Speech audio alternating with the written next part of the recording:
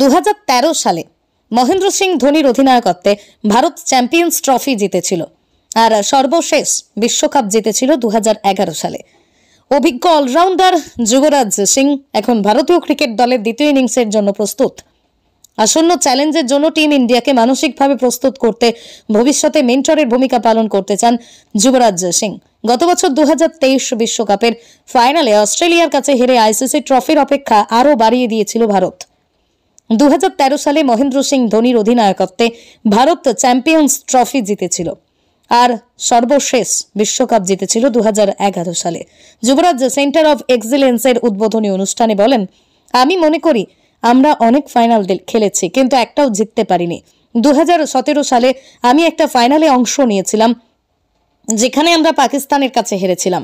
ভারতীয় দলে দ্বিতীয় ইনিংস শুরুর জন্য প্রস্তুত যুবরাজ সিং সুযোগ পেলে ভারতের জন্য করবেন এই কাজ। 2013 সালে মহেন্দ্র সিং ধোনির অধিনায়কত্বে ভারত চ্যাম্পিয়ন্স ট্রফি জিতেছিল আর সর্বশেষ বিশ্বকাপ জিতেছিল 2011 সালে। 2013 সালে মহেন্দ্র সিং ধোনির অধিনায়কত্বে ভারত চ্যাম্পিয়ন্স ট্রফি জিতেছিল আর সর্বশেষ বিশ্বকাপ জিতেছিল 2011 সালে। যুবরাজ সেন্টার অফ এক্সিলেন্সের উদ্বোধনী অনুষ্ঠানে বলেন, আমি মনে করি অনেক ফাইনাল খেলেছি কিন্তু একটাও জিততে পারিনি। 2017 সালে আমি একটা ফাইনালে অংশ নিয়েছিলাম যেখানে আমরা পাকিস্তানের কাছে হেরেছিলাম। বিশ্বকাপের স্কোয়াডে জায়গা পাবেন কিনা তা নিয়ে সংশয় না।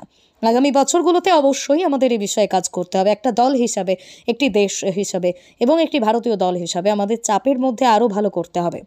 আমি মনে করি তরুণদের অনুপ্রাণিত করা, কিভাবে চাপ সামলাতে হয় তা শেখানো এবং তাদের খেলা দেখানো গুরুত্বপূর্ণ। এটাই ছিল চ্যালেঞ্জ।